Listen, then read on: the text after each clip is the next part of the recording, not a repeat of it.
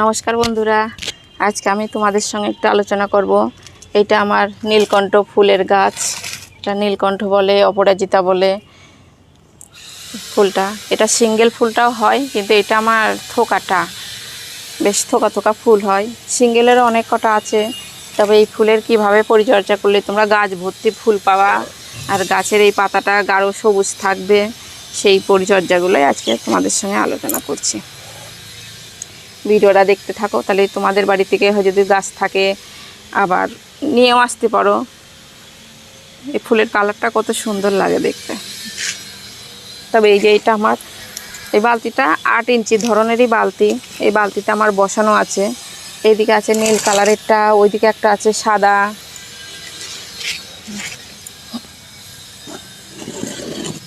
এই যে এইদিকে একটা সাদা আছে। এই ফুলটাও বেশ থোকা, এটা সাদারে একটা থোকা থোকা ফুল হয়। এই যে এটা যে পাপড়িটা কেমন, অনেক কটা পাপড়ি আছে। তবে এই গাছটা একটু জোরালো সারের যদি একটু কম হয়, তবে কিছু কিছু ফুল দেখে আমি সিঙ্গেলও ফোটে। এই যে এটা কম বেশি সিঙ্গেলের মতন লাগছে, কিন্তু এটা একটাই গাছ, বেশ থোকা থোকা ফুল হয় এই ধরনের। এটা সিঙ্গেল ফুটেছে, এটা কয়েকটাই ফুটেছে, থোকা ফুটেছে, কয়েকটা সিঙ্গেল ফুটেছে। এটা একই গাছ, কিন্তু গাছে যদি জোরালো ভাবটা ভালো থাকে, স্বাদ থাকে, তাহলে সেই গাছটা ভালো হয়। এইটা আমার ছোট্ট টবে বসানো আছে। এটা 6 ইঞ্চি টব, এটা 6 ইঞ্চি টবে বসানো আছে।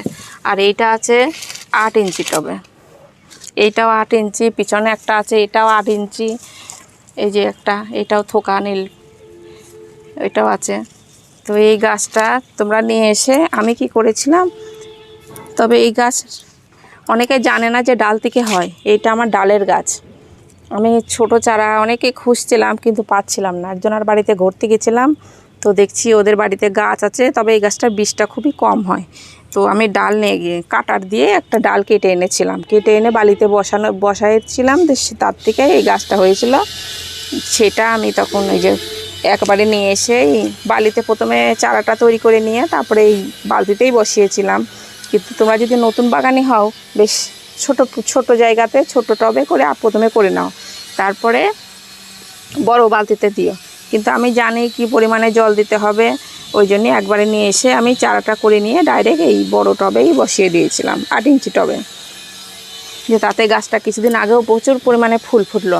তো এখন একটু ফুলের পরিমাণ কমে গেছে। আবার গাছটায় যে এরকম ঢ্যাঙা লম্বা লম্বা হয়ে গেছে, ডালপালা কেমন লম্বা হয়ে গেলে তো দেখতে ভালো লাগে না। সে যাদের বাড়িতে জমিতে লাগানো থাকে তারা একটু কোনো জায়গায় একটু লতিয়ে দিলে পরে উঠে চলে যায়। আর আমার ছাদ বাগানে যে কোনো গাছ আমি একটু বেশ ঝোপালো ধরনের করে রাখি, তাহলে দেখতে বেশি ভালো লাগে। তো দেখো এই গাছটা আমি কাটাই ছাটাই করে দিই। এই যে এখান থেকে আমি ধরে ধরে গাছটাকে কেটে দিচ্ছি।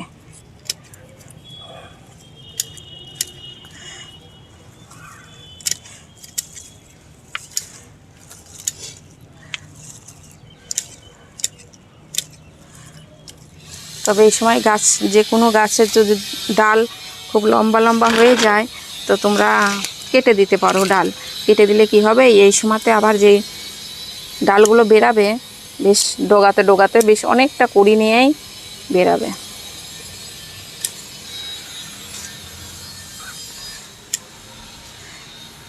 এই যে এই গাছটা আমি একটা সুন্দর শেপের মধ্যে করে রাখলাম। তো এই গাছে যখন আবার ফুল ফুটবে, দেখতে কত ভালো লাগবে। বেশ সুন্দর একটা শেপ দিয়ে রাখলাম।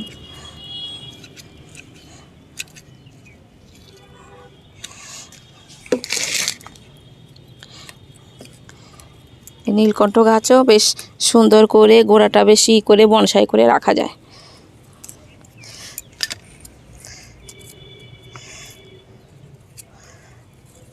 বেশ গাছটা আমি বেশ পরিষ্কার করে কেটে দিলাম, ডালগুলো কেটে দিলাম। কেটে দেওয়ার পরে একটু সার দেব। আর এই সময়তে দেখছো তোমরা যে গাছের গোড়াতে কোনো খাবার নাই, সবসময়তে বৃষ্টি হচ্ছে, কিন্তু কিছু কিছু শিকড় সূক্ষ্ম সূক্ষ্ম শিকড় ওই গাছ দেখা যাচ্ছে। তবে এই সময়তে তোমরা কি করবা, গাছের উপরে একটু খাবার দিয়ে দাও। এই সময় তোমরা কিছু দিয়ে খুঁড়তে যাবে না, খুঁড়লে কী হবে, সরু সরু শিকড়গুলো ছিঁড়ে যাবে, তাহলে গাছটা আর একটু দুর্বল হয়ে যেতে পারে। বেশ শিকড়গুলো বেশ নাই নষ্ট করে অমনি তোমরা রেখে দাও। রেখে কী করো, এই যে এখানে আমি একটু গোবর সার নিয়েছি, গোবর সারটা আমার একটু ভিজে গেছে, তবে শুকনো থাকলে কোনো অসুবিধা হতো না। যাই হোক, আমি একটু বেশি করেই নিলাম। এর সঙ্গে আমি দিয়ে দিলাম একটু, এটা গোবর সার আছে তো, আর গাছের পাতাটা একটু যে হলুদ ভাব চলে এসেছে, তার জন্য আমি একটু ম্যাগনেসিয়াম সালফেটটা দিয়ে দেবো।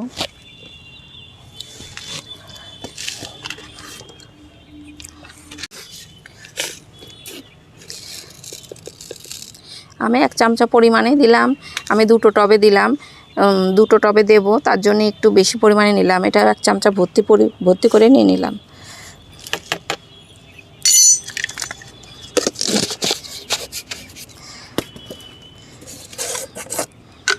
তার সঙ্গে একটু নিয়ে নিলাম লাল পটাশ, এটাও পুরো ভর্তি করে নিয়ে নিলাম, 2টো টবে দেব তার জন্যে।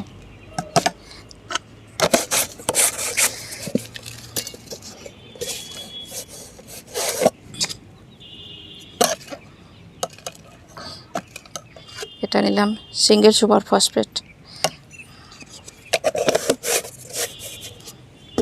আর ডিএপি সারটা তোমরা যদি গোবর সার না দিতা তাহলে কয়েকটা ডিএপি সার দিয়ে দিতে পারতা, কিন্তু আমি এখন এখানে একটু গোবর সার দিয়েছি, তার জন্য আমি ডিএপি সারটা দিলাম না। গোবর সারেও অনেকটা পরিমাণে নাইট্রোজেন থাকে, কিন্তু আমি গোবর সারটা এই ডিএপি সারটা দিলাম না, তার জন্যে। যে কোনো একটা দিতে হতো। দিয়ে এগুলোতে আমি একটু মিক্স করে নিলাম।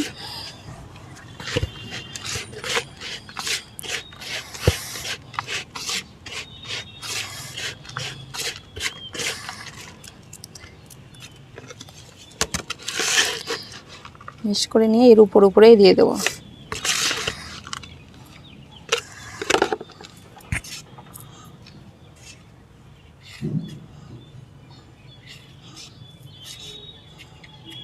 যে শিকড়গুলো, কচি কচি শিকড়গুলো আছে, এই সারটা দিলাম, তার জন্যে কি হবে, তাড়াতাড়ি গাছটা নিতে পারবে, খাবারটা তাড়াতাড়ি টানতে পারবে। এখানে একটু একটা ডাল হনুমানের ছিঁড়ি করেছিল, তার জন্য আমি একটু প্লাস্টিক জড়িয়ে রেখেছিলাম। তো এখন দেখছি জায়গাটা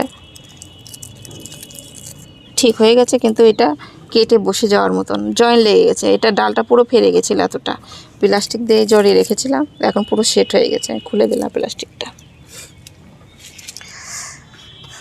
আর তোমরা যদি ছোট গাছ নিয়ে আসো, সাধ্য আমার হয়ে গেল, আমার এই গোবর সারটা ভিজা আছে, টবের মাটিটা ভিজা আছে, তার জন্য জল দিলাম না। আর তোমরা যদি সব শুকনো টবে করতে চাও তাহলে একটু জল দিয়ে দিও। যে কোনো সার দেওয়ার পরে তোমরা জল দিয়ে দিবা। যেভাবে করে হয়ে গেল, আমার গাছটা সুন্দর করে রেডি করা হয়ে গেল। দিয়ে তারপরে কিছুদিনের মধ্যেই খুব সুন্দর একবারে কচি কচি ডোকা বেরাবে, আর গাছটা একবারে ঝোপালো হয়ে যাবে। ঝোপালো হয়ে তখন কী করবে, প্রচুর পরিমাণে ফুল আসবে গাছে। আর এই গাছটা খুব একটা যে বেশি রোদ্দুর লাগে, অতটা রোদ্দুরও লাগে না। জবা গাছটা আমরা যেমন বেশি রোদ্দুর পাই, সেখানে আমাদের এই অপরাজিতা গাছটা 4 থেকে 5 ঘন্টা যদি দিনে রোদ্দুর পায় তাতেই যথেষ্ট। এই যে হয়ে গেল, আমার এই গাছটা রেডি হয়ে গেল। এবার এই গাছটা একটু দেখায়।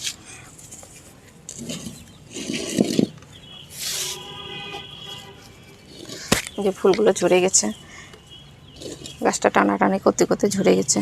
এইটাও আমি সেম পদ্ধতিতে কেটে দেবো, ডালগুলো কেটে দিয়ে বেশ সুন্দর করে একটু সার দিয়ে দেবো। তাহলে কি হবে, গাছটা আবার সুন্দর ঝোপালো হয়ে যাবে।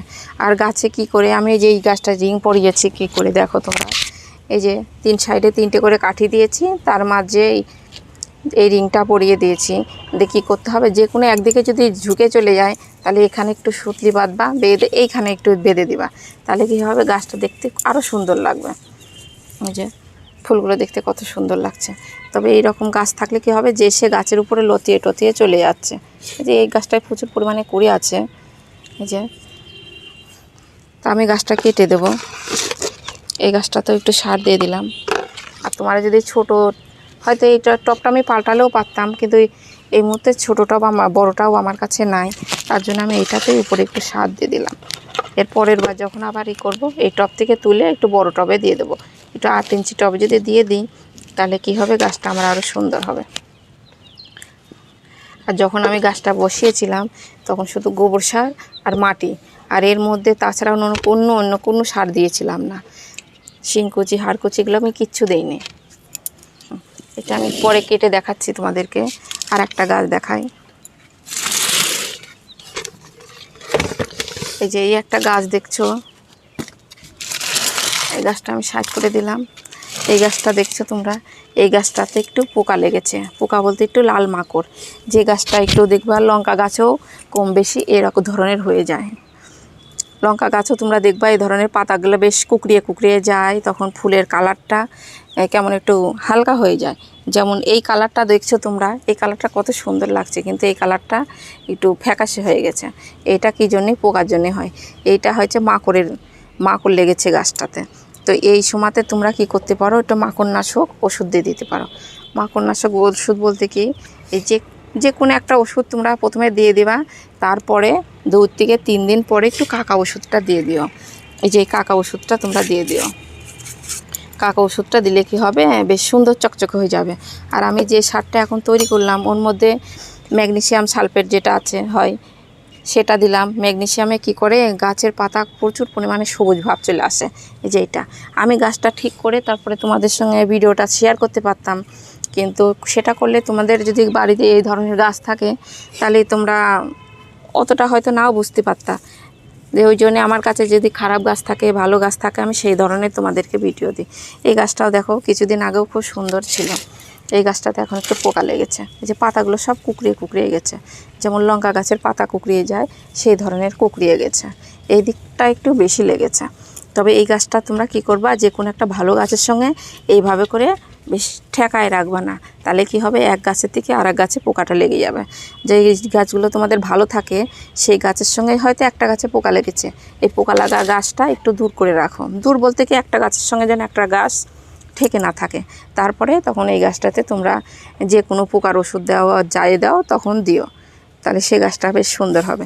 আর এই গাছটার এখন ডালটাল অতটা কাটতে হবে না, মানে গাছটা একটা শেপের মধ্যে আছে সুন্দর। দেখো একটা সুন্দর একটা শেপের মধ্যেই চলে আছে। এটা বেশ থোকা ফুলটাই, কিন্তু কুড়িটা দেখো কেমন সাদা সাদা হয়ে যাচ্ছে, মানে এটা আসল কালারটা নাই, এটা পোকার কারণে হয়েছে। লঙ্কা গাছে একটা হয় না মাকড় লেগেছে, এটা সেই মাকড় লেগেছে।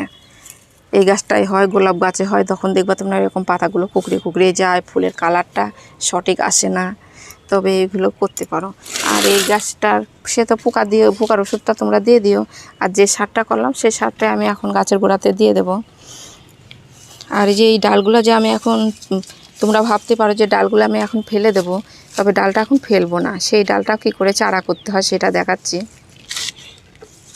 আর এই ফুলের গাছে কি করবা, এই সময়তে যে ফুলগুলো তোমাদের শুকিয়ে যাবে এই ফুলগুলো কী করবা, তোমরা এরকম করে ছিঁড়ে ছিঁড়ে ফেলে দিবা। এই ফুলগুলো হয়তো পুজোর কাজে যদি ব্যবহার করো তাহলে তো এমনিতে তোলা হয়ে যাবে। আর যদি গাছে থাকে, যদি দুটো একটা বীজ হয় তাহলে কি হবে, এই বীজেই যত খাবার থাকে দিয়ে দেবে, কিন্তু ফুলের পরিমাণটা আস্তে আস্তে কমে যাবে, ফুলের সাইজ ছোট হবে। ওই জন্য যে কোনো গাছে তোমরা বীজ করবা না। বীজ না করে যদি চারা করতে চাও, ডাল থেকে খুব সুন্দর চারা হয়, সেটা আমি দেখাচ্ছি। সুন্দর করে চারাও তৈরি করা যায়। এই যে এইখান থেকে এমন কেটে নিয়ে পাতাগুলো ঝরিয়ে ফেলে দিয়ে এইরকম করে যা বালি তৈরি করে বালির মধ্যে বসিয়ে রাখলে বর্ষার সময় খুব সুন্দর চারা হয়ে যায়। তাহলে ভিডিওটা এখানে শেষ করছি। নমস্কার।